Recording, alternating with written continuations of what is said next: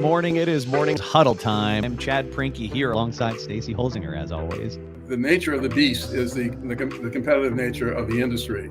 Is if you can see it, you can be it. It's all about the people. The people are what make it great and worthwhile. Yeah, anything that I think helps build the story behind the company is great. These are the things that that you're like, we don't need that because we have plenty of work right now. Got it. But if you don't do it now, where are you going to have work in the future?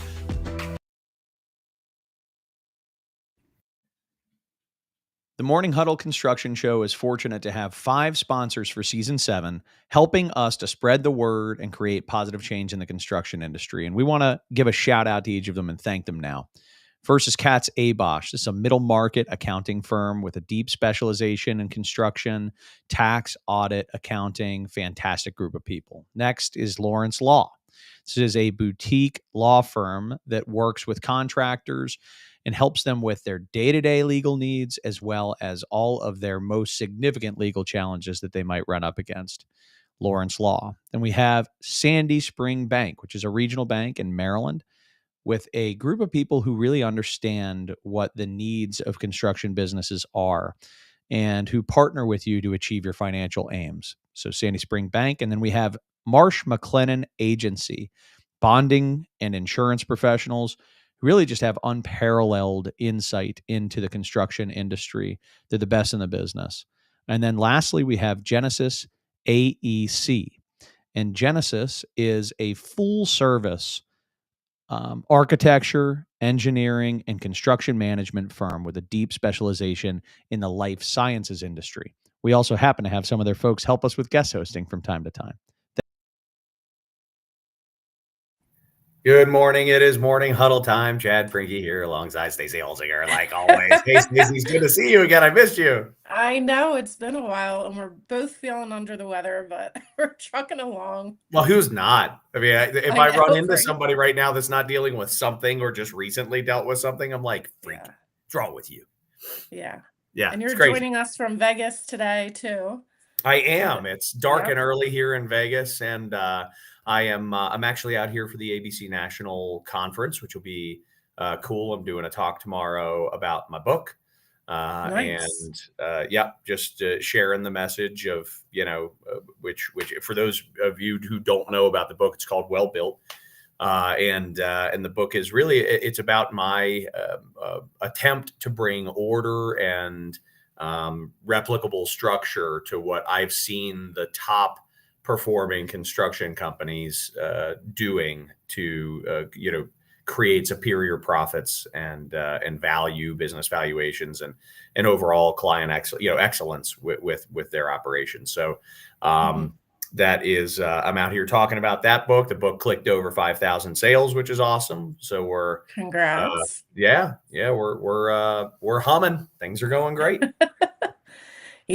So I'll be on a panel next week with Genesis and Merck for celebrating Women in Construction Week. So I'm excited to get out there. So I'll miss Tuesday with Jennifer, and Jennifer's such a great guest. So she'll carry me. It'll be fun. Yeah. She has that voice. She does. That'll be nice. Well, today I'm really excited about our guest. So today we're bringing in Hannah Williams, and this is one of those things that you'll see. You may know Hannah from if you're anywhere on the internet, if you're anywhere on any TikTok of the and Instagram platforms. Hannah, thank you so much for joining us this morning. Yeah, hi. Thank you so much for making time for me and trucking through. Pardon the pun. Yeah. No, it's one of those things like. It would have to be really bad for me to stop doing the things that I like to do. So yeah, I get that. I'm happy to be here. So Hannah she is the founder of Salary Transparent Street, and Salary Transparent Street is let me stop mirroring so that looks awesome for our viewers. Oh, thanks. Boom. There you go. There we go. Wait, which way do I go? That way. Now you don't know which way to go. So Salary Transparent Street has got like the coolest viral content that I've seen aimed at professionals, aimed at working age people and stuff like that. So, Stacy brought it to my attention. She was like, Hannah's going to come on our show. And I was like, dude, I love her stuff. It's so great. And I got to tell you, Hannah, that's saying something, because I really don't pay attention to what's going on social media. I'm honored. Thank you. It broke through is my point. It broke the ceiling. And LinkedIn's a home run for you. I mean, I feel like it really is. LinkedIn is and that's the only social that I even know how to navigate. So ever since they rolled out that video feed, it's just been game changer for us. We're getting millions of views there in ways that we're not receiving on Instagram and TikTok, which I just can't wait until they allow me to monetize. Right. Yeah. LinkedIn doesn't play like that. LinkedIn's like, we can get you the viewers, we can get you the eyeballs, but you gotta, you gotta, it's so what do you, talk a little bit about your vision. Like, what do you do? Paint the picture. I mean, I can talk about the content, but I would love for you to. For sure. Yeah. So our channel is called Salary Transparency. The gist of it is I go out and I talk to strangers on the street around the country about what do they do for a living and how much do they make. That's very high level, but I get into how many years of experience do they have? How did they get to that point in their career? What career advice do they have? And the result is these really quick hit interviews with, real people about their careers that we post on social media. We're on TikTok, Instagram, LinkedIn, YouTube, Facebook, and I believe Threads now, not Twitter. And we share this to our community. We've got over 3 million followers across all those platforms. And we've been doing this for nearly 3 years. We're going to hit 3 years in April this year. Wow. Awesome. Okay, cool. So what inspired you to get in, to start doing this? What was the motivation? Yeah, great question. I found out I was underpaid. That's basically how I got here. Before becoming a content creator, I actually had no background in media or entertainment. I used to be a senior data analyst supporting government contracts outside Washington, D.C. I was making $90,000 a year and realized that people in my role were making well into the six figures. I was underpaid about $20,000 to $25,000 based on my research. I started looking for a new job after my current company told me they couldn't raise my salary as high as I was expecting to be paid. And in my first interview with a recruiter, the recruiter asked me, "What are your salary requirements?" And I just had this light bulb moment where I was like, why are recruiters asking us to judge or guess what their budget is? How am I supposed to know that? I can do all the research in the world, but at the end of the day, there's still a huge power imbalance between employees and employers, especially in the hiring process. And what's really lacking there is transparency. We live in a world, especially in the world of work, where secrecy is so prevalent that none of us know what we should be making or if we are well compensated because the information's not out there. So it was a really simple concept that inspired me. Being underpaid and realizing that there was a lack of information, I decided to go out and get that information myself on the street. Wow, that's awesome. And you were like, I'm going to take his camera with me because I bet you I'm not alone. I got my husband with me. I was like, come on, I'll get you some coffee. Like, we'll make a fun day of it. And it turned into his full-time job as well. We both do this full-time now. No way. Mm-hmm. It's the best job. And how much you make? No, I'm joking. I don't need to I'm know. happy to answer that. There. I put it all out there. Our business has made for 2 years in a row now over $1 million of gross revenue. And I pay myself now, I believe I'm at $250,000, and my husband is also on salary at $100,000. But he's part-time, so I don't want to hear he's underpaid. Yeah, well, he's also well not the talent. I mean, let's be clear. He's behind the camera. Behind the camera. It's an important job. It's an important job. Easiest. It's just not the talent. Exactly. No, that's outstanding. Good for you. Congratulations. Thanks. What a cool story. Thank you so much. Yeah, it's a dream to be here. Well, it's great. So what's next for you? Like, so you're out there, you're interviewing people, you're pumping out these videos that what's sort of like, well, okay. 2 questions in one. Mm. What has been the most, validating or emotionally fulfilling experience of all of this for you? Mm-hmm. And then my next question right on the back of it is like, where are you taking this thing from here? Yeah, I guess I have two parts for the first one, like what's been the most emotionally fulfilling for me.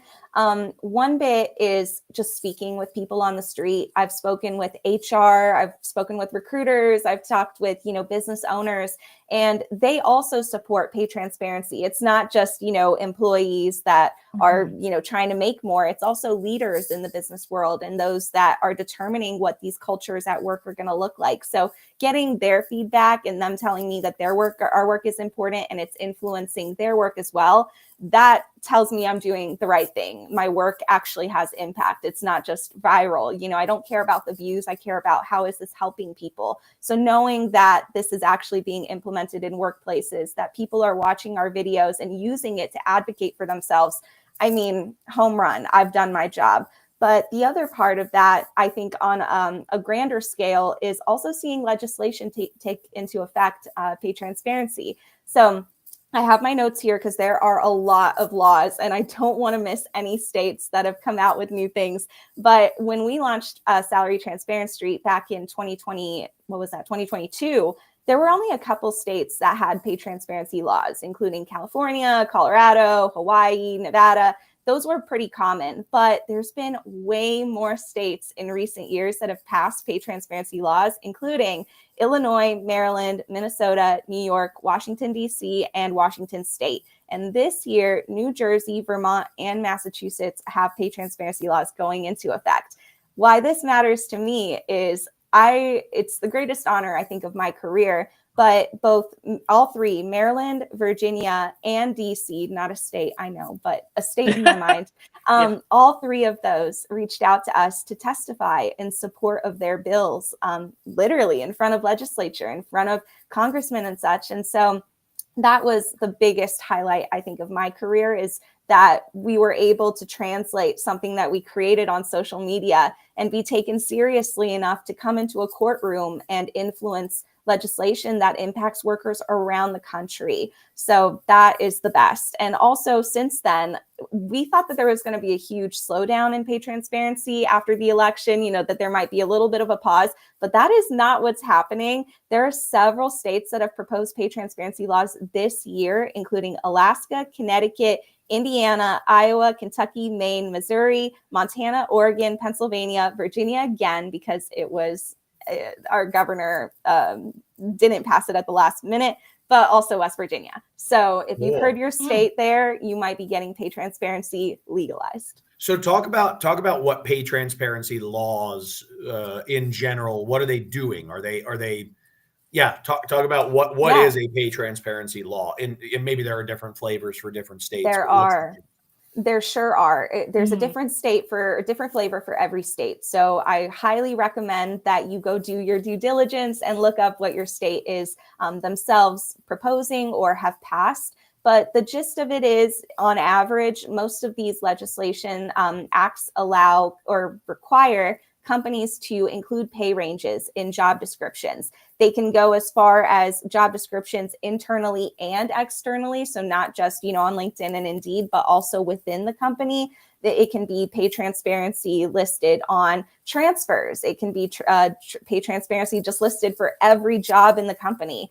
Every state is different, but at the end of the day, workers are getting more information in their pockets, and that's helping them earn more. Awesome. Okay, great. That makes total sense. Okay. So, Stacy, this is like your jam. I have some burning questions. I'm sure you do. I want to throw the ball to you. I guess the biggest I'm going to start talking about construction and from the owner's perspective and all that kind of stuff. But okay, cool. No, for the construction industry, I think the biggest thing is, so for the unions, I grew up in Philly, so very union. Everybody in my family, friends were union. And the biggest takeaway I got from my buddies and friends in the union is they love that everything's, transparent. But the biggest thing is, if you have a foreman with the same amount of years and you're busting your ass on the job, and the other person's getting paid exactly the same, but they're taking all these breaks, and then on the merit shop, it's based on performance, but they're so they don't want to be transparent about their salary. And they don't want to publish that on job descriptions. they have me do a lot of their job descriptions and pushing out, job opportunities and recruitment and stuff like that. And I'm always telling them, if you don't post the salary, they're not even going to look at you. Yeah. So I don't know what you can speak on that to try to encourage them, like how important it is to be transparent on that. And I don't know the fear behind that, Chad. I don't know if you can chime in Yeah, with that. I will Yeah. after the answer though, because I Okay. do want to. All I do is work with owners of construction companies on their bottom lines, right? And so I can absolutely speak to that end. But to the like, sell these owners, Hannah. Sell these owners. Why should they be doing it?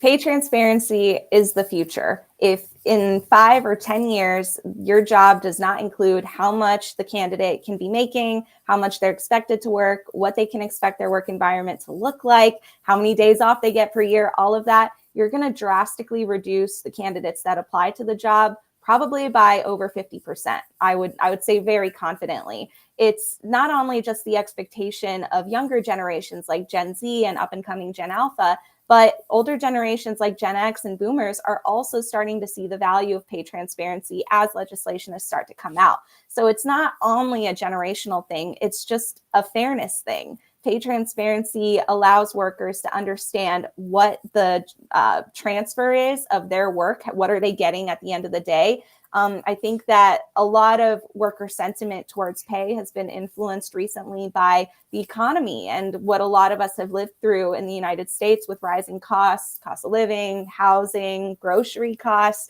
And so it would be really nice. It would be a wonderful world where we can meet in the middle with owners of these companies and say, yeah, pay isn't the most important, but that's not the reality. It is incredibly important. And I think we're telling ourselves a lie if we say that, the value of the work or what it brings me means more to me than putting food on the table for your family at the end of the day. Okay. So to summarize, you're not going to be competitive if you don't do this. Everybody people are moving toward this, so you better figure it out. And also, comma, it's the right thing to do. Yeah, it's about fairness and equity. If you also have pay transparency, you reduce a lot of potential discrimination at the job, you improve equity, you increase trust. I've heard from a lot of business leaders who are against pay transparency that they're worried that it'll cause drama in the workplace, it'll cause fighting.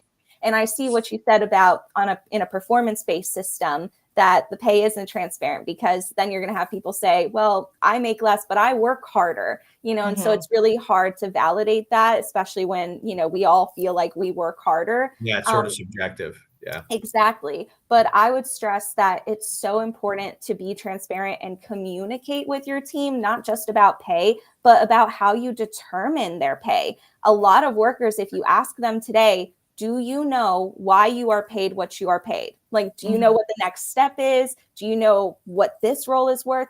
They'll tell you no, they do not understand. And managers also don't feel confident, based on a recent survey. I don't remember where it was, but a lot of managers also don't feel confident explaining that to their workers. So there's a lot of lack of just communication there from the higher ups to lower down to explain how the system works, how pay is determined. But if you figure that out and you communicate it, that's a fair system. So how would you, and is it okay if I start throwing just hardballs? Is that sure? All right? I'll do my best. All right.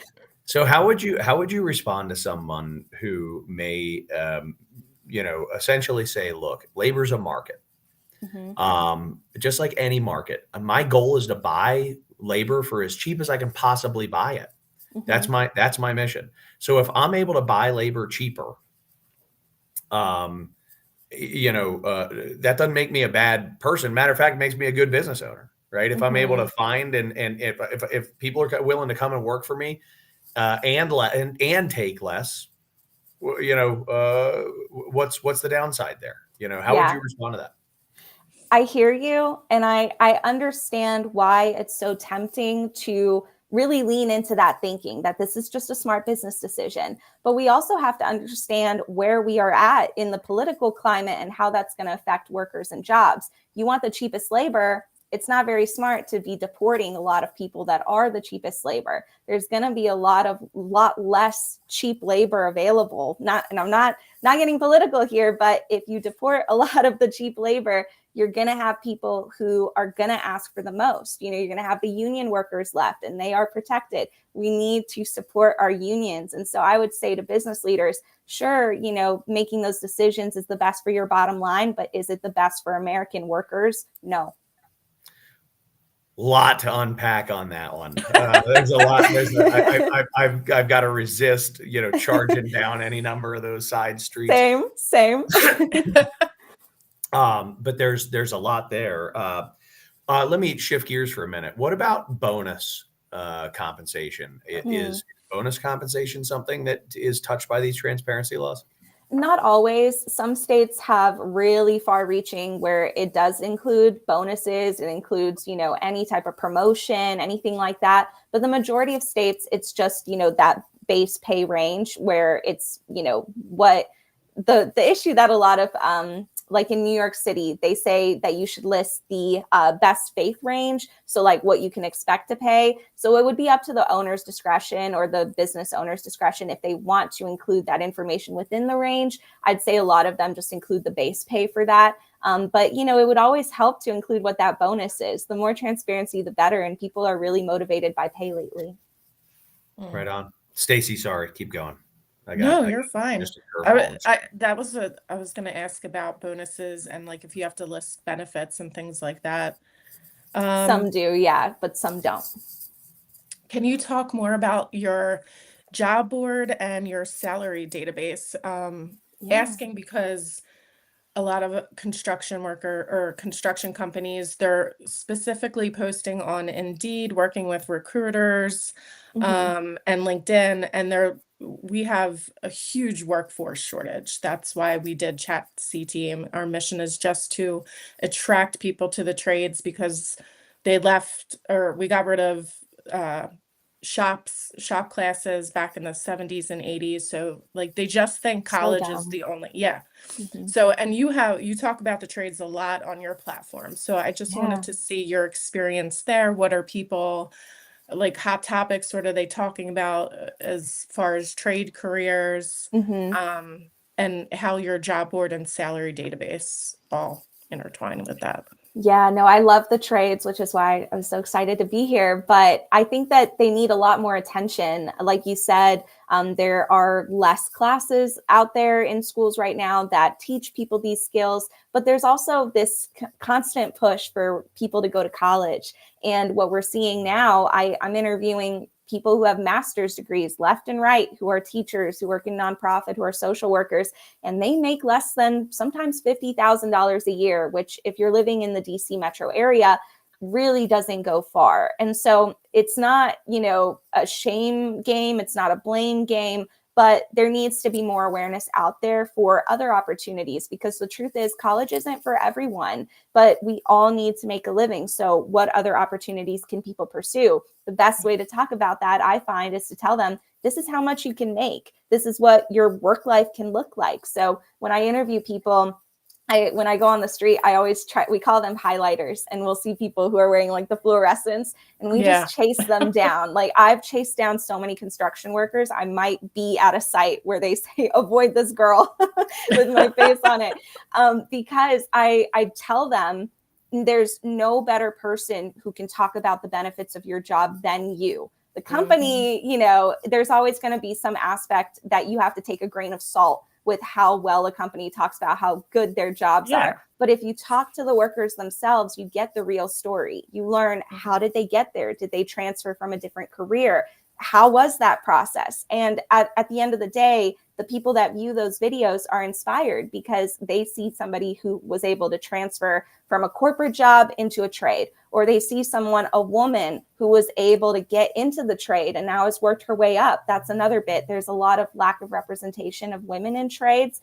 And when I speak with women who are in corporate careers, I can tell that trade work is something that is a little bit intimidating to them. It's a completely different work environment, traditionally male dominated. And so it's important for us with our content to show that there are women in these trades, these opportunities do exist, and they love their jobs and they're there to support you within it as well. So overall, we're helping people and women especially get into the trades. But the reason that we built our salary database and our job board was to fill in the blanks.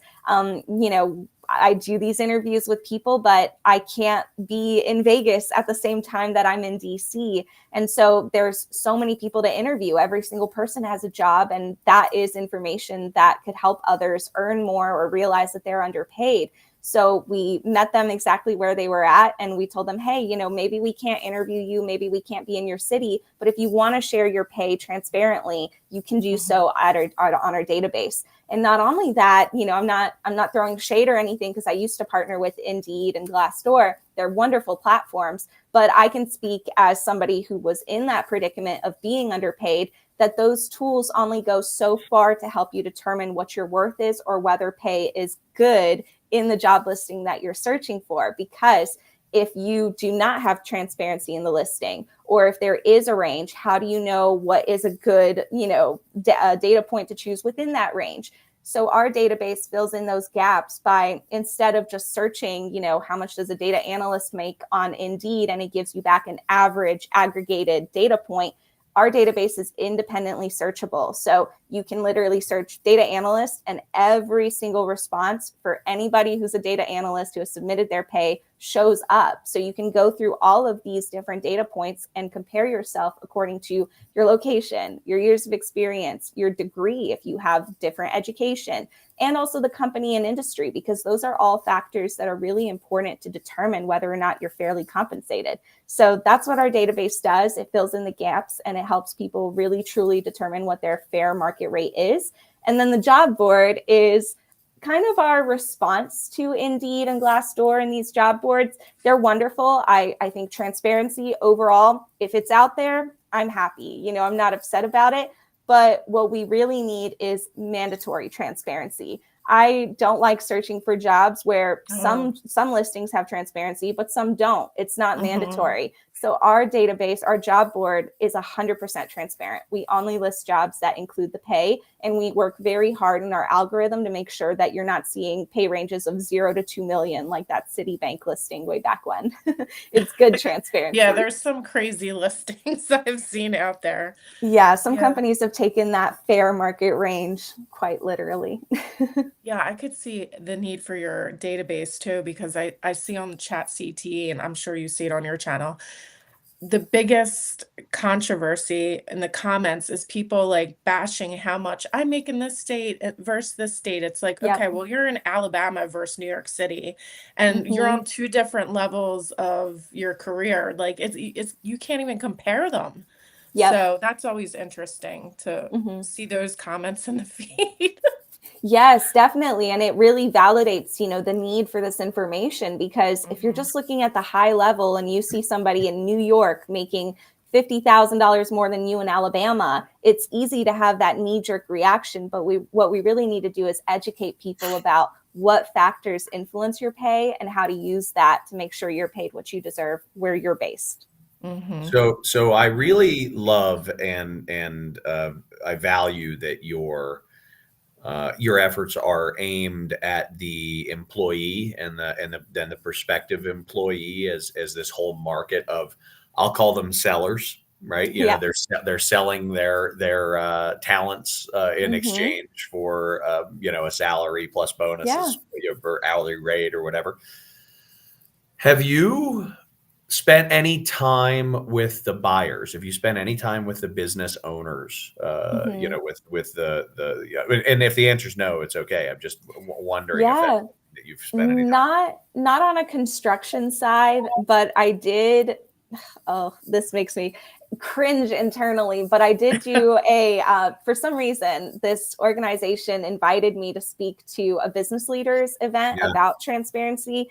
And there were people in C-suite roles that worked at Google, like Meta in that audience. And the only people from that audience that came to speak with me that valued what I had to say, or at least told it to my face, were leaders that worked in education. Everybody else that worked in like tech, they did not come to talk to me. I didn't see a lot of, smiling, nodding heads while I was speaking. It was definitely a more frigid environment than I'm used to.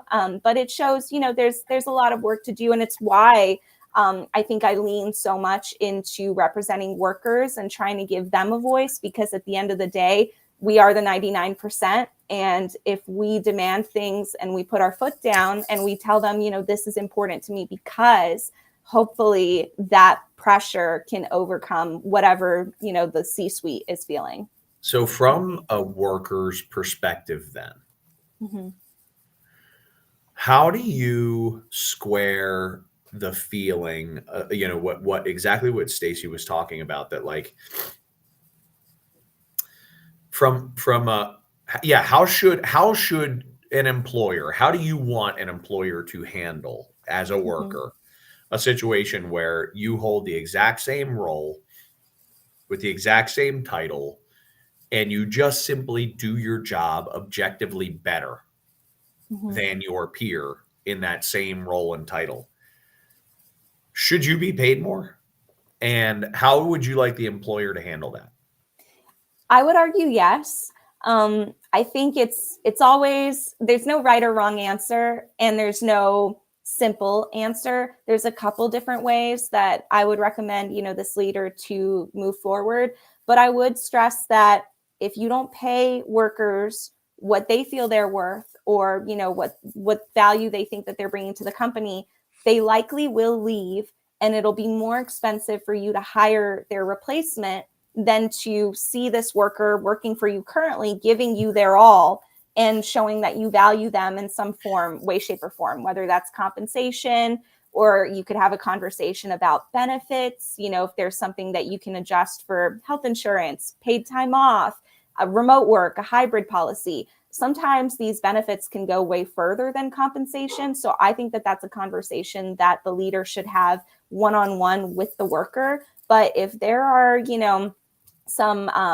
if there's any type of feeling from that worker that they are not being valued enough, that can really, it can snowball into a situation where that worker will end up leaving. It can snowball into drama in the workplace. So it's definitely not something that I would leave alone. I would face it head on and have a conversation with that worker about what do they value? Because if the system is set, and you do not have the performance according to pay system, you just have it based on years, and what role they're in.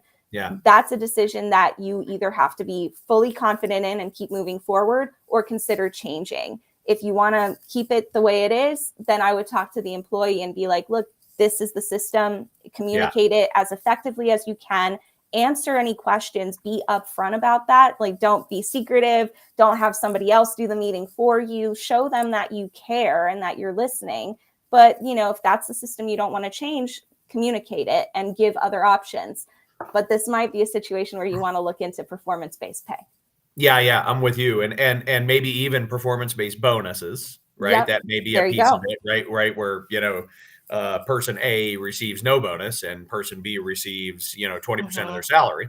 There you go. And that's a way to, to recognize it overall, or advancement, right? Hey, you're so good, we're going to raise you up, and we're going to give you a promotion, and we're not going to give a promotion to, to person B, or, there's solutions. There's a bunch of options available to you. But if you don't choose any one of them, it's likely that employee will leave. So I'm going to give you a scenario that I see playing out, and I don't know that there's a question in here, for the record. Okay. There's a scenario that I foresee playing out that I'm actually excited to see play out. Okay. And anybody who knows me well understands where I come from on this. Is that I've seen over the years where the pay disparity is massive between people in the same role with the same title. And when I've seen it, almost always, not always, but almost always, it's for a good damn reason. Like that, the person in this role is just so much worse than the person in this role. Right. But if this person was forced to say, hey, you got project managers, you can't pay one 70,000 and one 120. In a project manager range, you got to pay them all in this pay band of 100 to 120. And so now that person you're paying 70, you're going to pay 100. I'm going to tell you what's going to happen. They're going to fire the people that aren't actually PMs. Thank God. That'll be the best thing ever. When these people who aren't actually carrying their weight in the job, but they keep on limping them along, they're just limps, and they don't fire people who can't do the damn job. And those people need the feedback like, hey, you suck, fired, next. And so that they can go and get a job that they're better suited for, or they can work harder, or they can do whatever else. But I'm going to tell you something. If all of a sudden I'm forced to pay everybody in a pay band from 100 to 120 because that's what I've got to do to meet legal requirements, I'm going to start looking at the people below the line and be like, you know what, I'm not keeping those people. And I think that's ultimately good. Now those people are going to be unemployed. We'll figure it out. It's going to suck for those employees, but I think it's better for the economy to have people who are dead weight go away. Yeah, I would agree. You know, it's really that bottom line thing of you got to make it work. And if you want to pay people fairly, sometimes you have to reorganize and reconstruct your team dynamic. It's not always an easy decision, but I do think it is important to make sure that if you are paying people what they are worth, you need to make sure that you're maximizing everybody on the team and maximizing, that they are pulling their weight for what they are paid. That's right. I would agree with that, but I do think that there needs to be a little bit more support, for people that would be let go and hopefully reorganized somewhere else, restructured. But overall, I think a lot of people in America would confidently and I would say correctly say that they are underpaid just based on how expensive things are nowadays.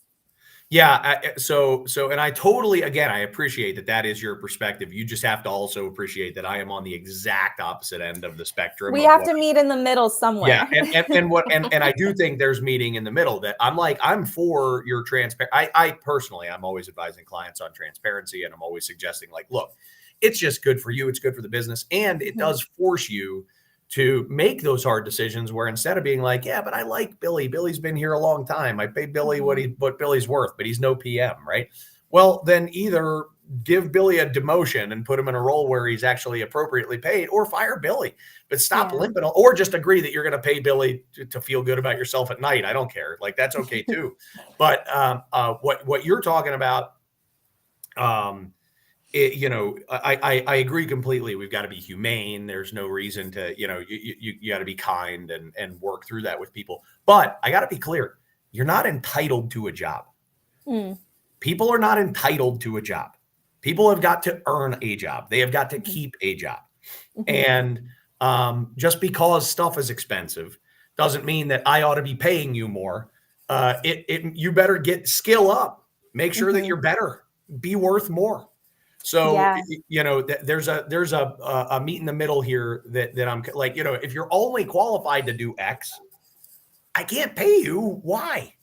Yeah, no, it's definitely a meeting in the middle. And I agree, people are not entitled to their jobs. You have to work for it. You have to keep it.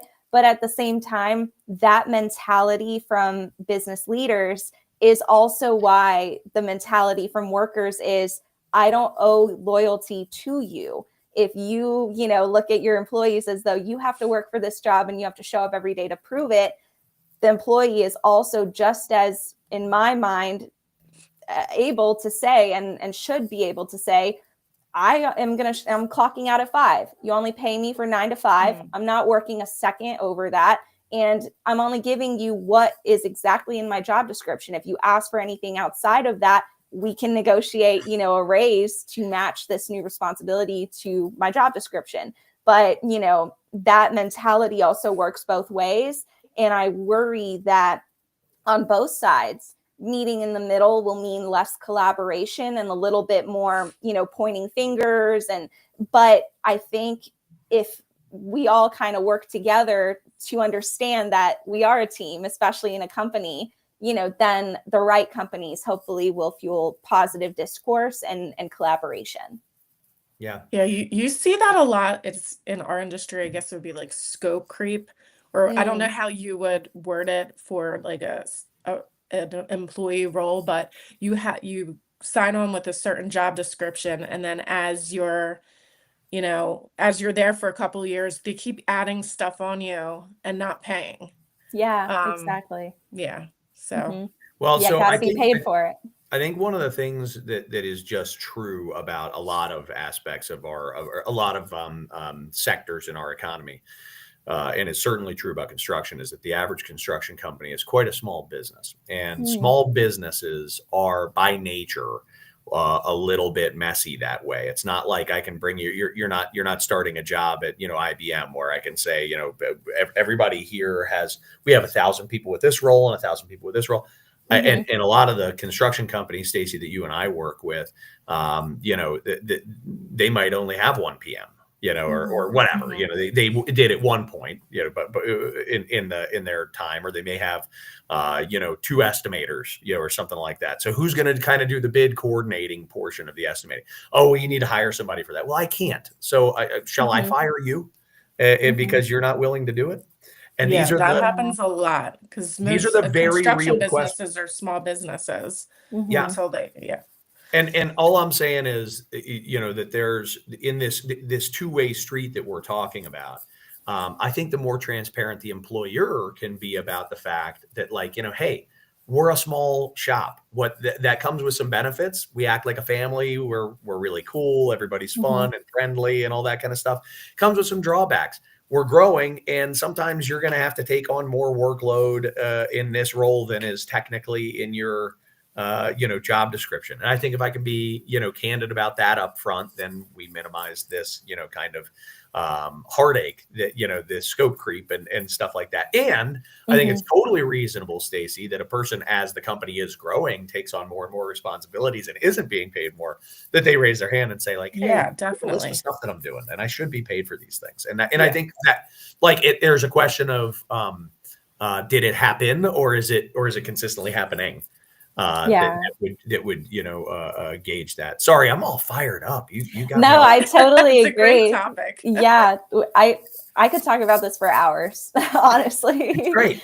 Yeah, no, but I totally agree. Like, especially with small businesses, like you said, you can get over any humps with communication. A lot of times, these issues occur where people go on LinkedIn and call out their company because there wasn't good communication. Somebody gets a ball dropped on them, and then it's like, that's unfair. And your immediate reaction is anger, especially with the times wherein people are stressed. The best thing you can do as an owner is communicate with your employees what you're going through as a small business owner, what your challenges are, and give them that other side. Let them see what that looks like, communicate it effectively, and you'll get that sympathy, hopefully, that you're looking for. Well, at the very least, you set yourself up for a shot. On the other end of it, you just have people who are experiencing weirdness and judging you for it. Yeah. And they're like, I don't know why, but this person won't acknowledge that I'm doing extra work, and it's getting, it's. But if you never talk to that person, then yeah, of course, they don't know who you are. Let's err on the side of sharing exactly what's going on. And I think transparency. That's a good rule. So, Hannah, thank you so much for being with us this morning. This is a great conversation. How can our audience connect in with what you have going on? Yeah, thank you so much for having me. This was a fun conversation. Happy to come back anytime if there's movement in the construction space. Yeah. But yeah, if you want to find me, we're on Salary Transparent Street, at Salary Transparent Street, on all social platforms: Instagram, TikTok, YouTube, Facebook, LinkedIn, and Threads. So any of those platforms is your preferred place, come find us. That is outstanding. Well, Stacy, any final words? No, just I'm so happy I found your channel, and I'm so proud that you're, talking about the trades and interviewing all different types of trade workers and highlighting their careers. I truly appreciate that, and I know our industry does too, so keep it up. Thanks for keeping me in the loop. I appreciate it. You're always letting me know where the events are, so I wouldn't be there without you. Happy to do that and make any introductions that you need for expos, or get the interviews that you need locally, especially because you're in DC, we're in Maryland. Yeah, so we got to collaborate. No, I appreciate that so much. Thank you. No problem. All right, have a great one. Bye, everyone. See ya. Stacy, that was awesome. Thank you so much for bringing her to the show. Yeah, great conversation. Very much needed. I think any environment where it's always good to have a highly educated buying and selling contingent in any market. And so when we talk about employees, the potential employees being highly educated about what they're worth, and employers being highly educated, about what people ought to be paid, I think there's a shared value for what Hannah's doing, right? Yeah, people just feel in general so uncomfortable when it comes to money, and we have to get better at that. Better at talking about it. Yeah, money's weird. It is weird. Yeah, it's like, oh God, am I allowed to ask for this? Yeah, I know, but they always say if you don't ask, it's definitely a no. So, well, yeah, I mean, you miss 100% of the shots you don't take, right? I mean, Exactly. that's right. You got to ask, and I think we could have a whole other episode on like how to ask for a raise. There's a right way and wrong way. I can tell you that. That would be a good one. Yeah. So next week we have Jennifer Wilkinson joining us from NCCER to talk about NCCER credits, and then some initiative called In Her Own Words for Women in Construction Week. Sweet. Yeah. So that'll be a good one. Jennifer's That will great. be a good one. You're telling me I've got that ball by myself? Yes. Sorry if you missed that one, but I got invited to a women speaking panel event, and I cannot miss it because it is from one of our sponsors, Genesis. I get it. I get it. All right. Well, no, I look forward to having Jennifer on the show, and she's awesome. So that'll be great. Yeah. All right. All right. Good luck. Good luck on at Yeah. Hopefully the voice holds today. up, man. I gotta drink a lot of tea. Yeah, definitely. And cough Talk to you drops. soon. All right. Yeah, See right. ya. See ya.